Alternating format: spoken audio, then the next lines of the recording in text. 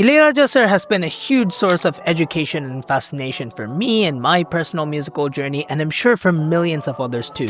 And I want to share some of my observations from one of my favorite songs of his, Idhu Oru Nila Kaalam. There's so many things that make this song incredibly special, but this video will focus on three aspects of the song: the opening of the song, the bass lines, and some of the rhythmic aspects of the song.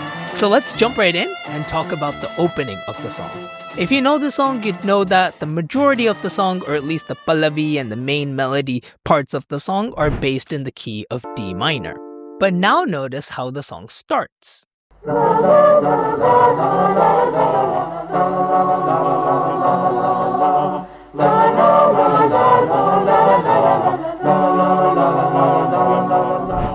You'll notice that the opening didn't start from D minor, but it started from D major instead. So from the very first note, Ilaiyaraaja sir is establishing a journey that starts on D major and that will go to D minor in order to lead to the next section and into the melody. That's already really interesting in and of itself. He could have just started the song on D minor and things would have been fine. But creating this journey makes the opening more interesting and gripping to listen to. More than the existence of the journey here, though, it's how Ilaiyaraaja sir navigates this journey, which is so incredibly fascinating. When we talk about how one could transition from D major to D minor, theoretically moving between D major and D minor isn't that difficult. If we use a special chord called the dominant chord, the chord based on the fifth note of a given scale, we can easily resolve to the root chord whether it's major or minor. So in this case, using the dominant chord, A major, can help us transition from D major to D minor. This is what we call the dominant tonic relationship, which I've explained in depth in a previous video. Using this principle, Ilaiyaraaja sir easily could have constructed the opening in a relatively straightforward manner, right? So he could have just used chords that belong to the world of D major or that are diatonic to D major for a majority of the opening, and then just at the end, he'd need to put in that A major chord to allow for a smooth transition to D minor. Pretty straightforward, right? Let me show you what that could have sounded like. La la la la la la la la la la la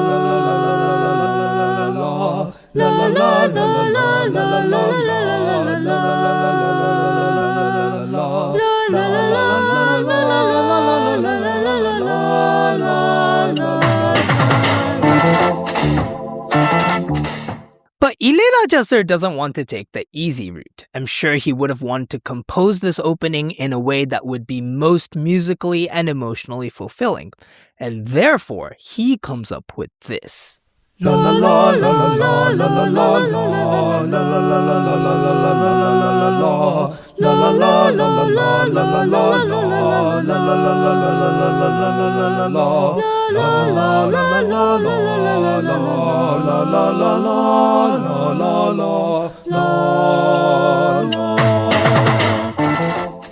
You'll notice that the second half in particular is very different from the sample version I showed you first. I'm sure you felt a sort of surprise and element of unexpectedness with the way Ilaiyaraaja sir composed the second half of his opening. So now it's time for us to understand, why does it feel that way? Simply put, Ilaiyaraaja sir's version incorporates unexpected chords.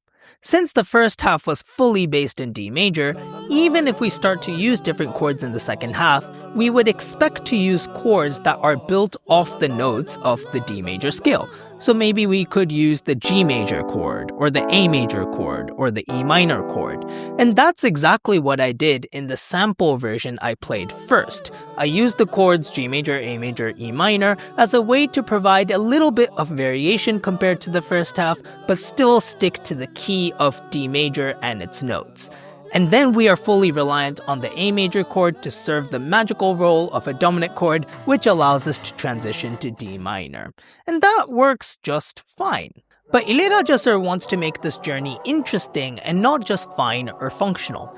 And so as soon as we move into the second half, he runs away from the world of D major completely. The first chord used in the second half is B flat major, a chord that uses notes more in D minor rather than D major. And the following chords also live more in the D minor world until the final chord, which is a variant of A major, just like the first sample version we heard. So comparing the two versions is really interesting because the first half in both versions are the same based on D major, and both versions, at least to some extent, rely on the A chord at the end to serve as a pivot or transition into the next section of the song. But the approach to the second half is totally different, as my sample version stayed close to the world of D major, while Ilaiyaraaja sir's version went on a short yet fascinating journey towards a vastly different sound before expertly landing back on that final A chord in order to transition into the next section. The second version therefore takes the listeners on a journey and makes the song more unexpected and engaging. And that engagement is ultimately what you're looking for in any composition. Enough about the opening now, let's talk about the bass. Everyone has heard about the godliness of Raja sir's bass lines, and this track is a prime example of that. It's so hard to summarize what makes his bass lines so special, but if I were to try, I would say the bass is much more versatile in a Raja sir composition than it is in most other compositions. Now, what do I mean when I say that the bass is more versatile in a Raja sir composition? In most compositions, the bass plays a relatively predictable role. It supports harmony, locks in with the rhythm, and provides a foundation. And there's nothing wrong with that. In fact, that's exactly often what the song needs. And you can hear even Raja sir using the bass in a more conventional manner even in Idhu Oru Nila Kaalam, for example, in the beginning of the Charnam.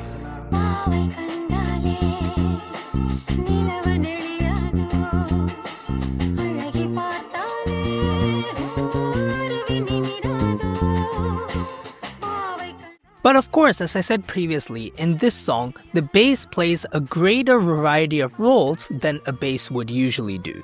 And I would say that there are three main ways in which Ilaiyaraaja sir uses the bass in an unconventional manner. Firstly, the bass directly harmonizes the melody at certain points in the song. For example, the first interlude where the bass directly harmonizes the male vocals.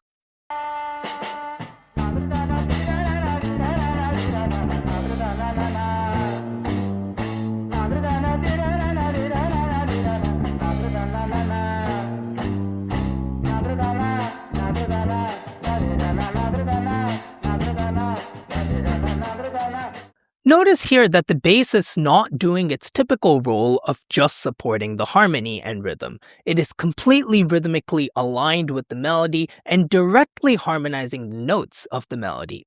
In a more conventional scenario, we might see a higher-pitched instrument playing the role of directly harmonizing the melody, while the bass would simply support the groove. So a more typical arrangement of this section might sound like this.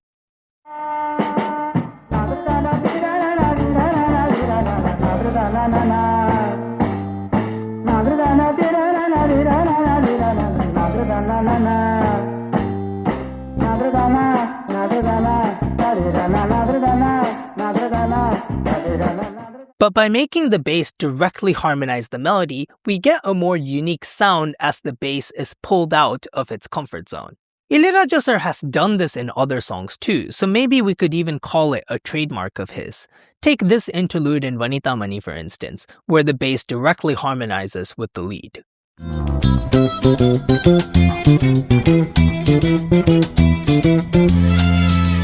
The second unconventional way in which Ilaiyaraaja sir uses the bass is to use it as a tool for counter melodies, a secondary melody that directly responds to the main melody. Just like the harmony case we looked at previously, a counter melody is usually sung by maybe a secondary vocalist or a higher-pitched instrument rather than a bass. But in the Pallavi, we hear the bass playing a beautiful secondary melody line that so brilliantly complements the main melody. Idhu Oru Nila Kaalam, iravugal kana kaalam. Idhu Oru Nila Kaalam, iravugal kana kaalam. Here's what it would have sounded like if the bass played a more conventional role and if we gave the counter melody to a more conventional instrument, say a set of chorus singers.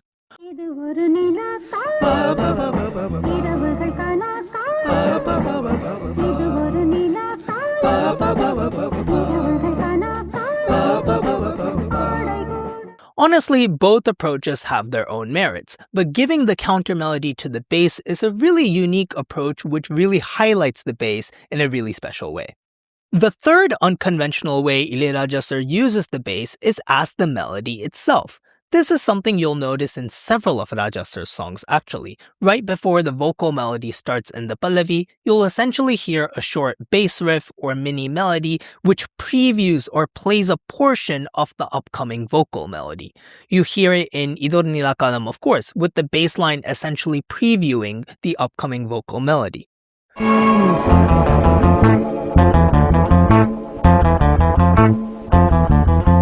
Idhu Oru Nila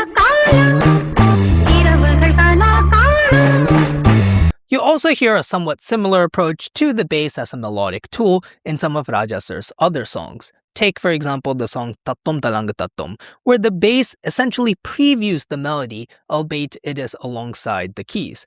Nonetheless, it shows the bass playing a bit more of a melodic role in a similar way to how it was used before the pallavi of Idhu Oru Nila Kaalam.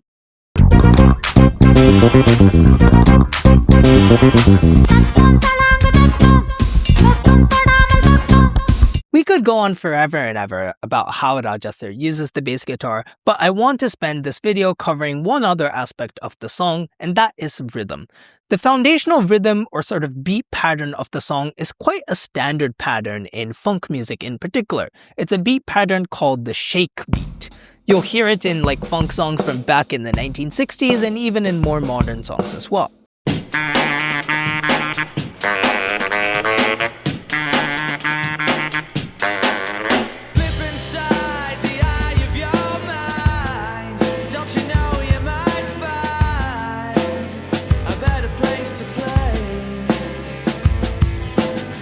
And Ilaiyaraaja sir has integrated it super smoothly into this song as well.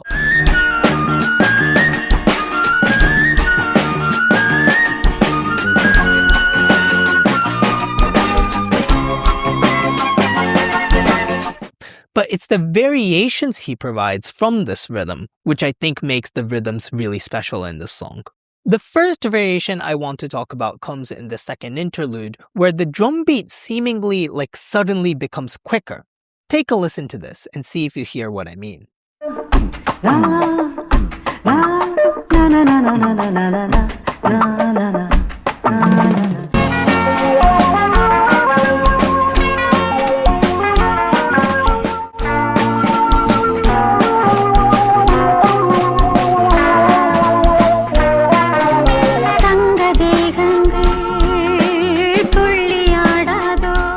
The technique Raja sir is employing here is called double time, which essentially makes it feel like the song has doubled speed. Compare the regular drum beat and the version in double time and you'll feel the difference.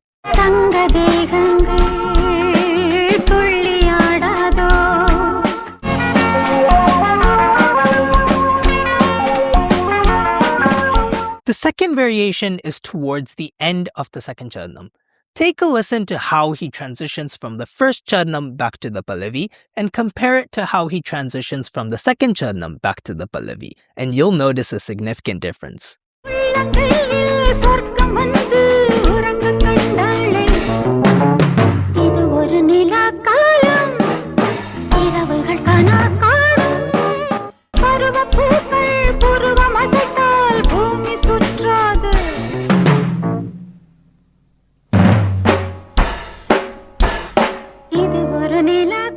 After the second charanam, right when we expect to smoothly transition back into the pallavi just like we did after the first charanam, Raja sir instead stops.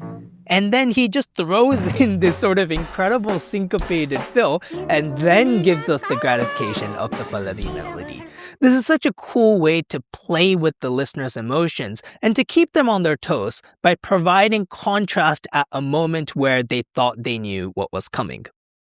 So that's it on Idhu Oru Nila Kaalam. In this video, we explored the unique features in the opening, the bass lines, and the rhythms, and I really hope this exploration helps you appreciate and enjoy the song even more than you did before.